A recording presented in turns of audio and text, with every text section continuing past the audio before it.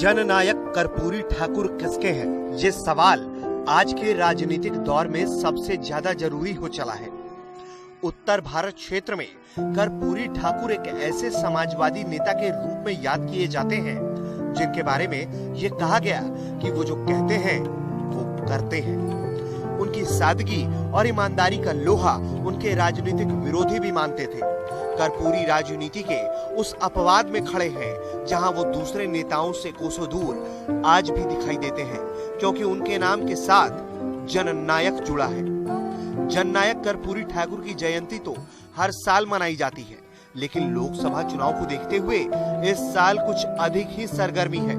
खासकर कर्पूरी ठाकुर की विरासत और अति पिछड़ों की गोलबंदी को लेकर बिहार में जेडीयू से लेकर आरजेडी के बीच शक्ति प्रदर्शन की होड़ लगी है।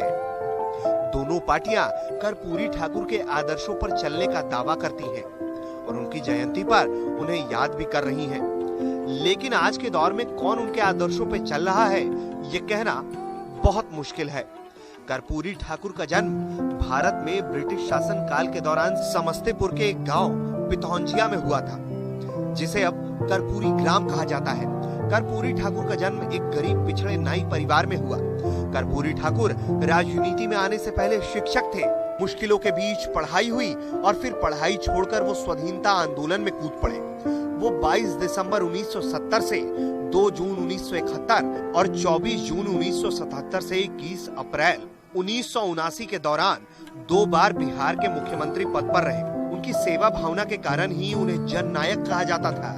वो सदा गरीबों के हक के लिए लड़ते रहे। मुख्यमंत्री रहते हुए उन्होंने पिछड़ों को 27% आरक्षण दिया। उनका जीवन लोगों के लिए आदर्श से कम नहीं कहा जाता। बेदाग छवि के कर्पूरी ठाकुर आजादी से पहले 2 बार और आजादी मिलने के बाद 18 बार जेल गए। 1967 में भारत के 8 प्रांतों के साथ बिहार में भी सत्ता परिवर्तन हुआ था।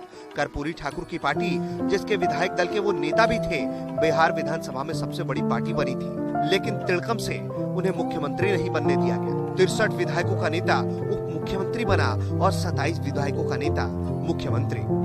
मैट्रिक परीक्षा में अंग्रेजी की बंदिश खत्म कर कमजोर वर्ग के लिए शिक्षा का दरवाजा कर्पूरी ठाकुर ने ही खोला था। उन्होंने 1978 में बिहार में सबसे पहले सरकारी नौकरियों में आरक्षण लागू किया था।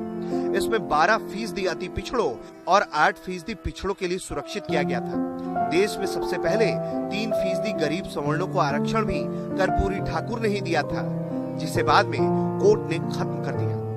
2 बार मुख्यमंत्री और 1 बार उप मुख्यमंत्री रहने के बावजूद 1988 में जब उनका निधन हुआ तो उनके पास अपने घर वालों को देने के लिए एक मकान तक नहीं था।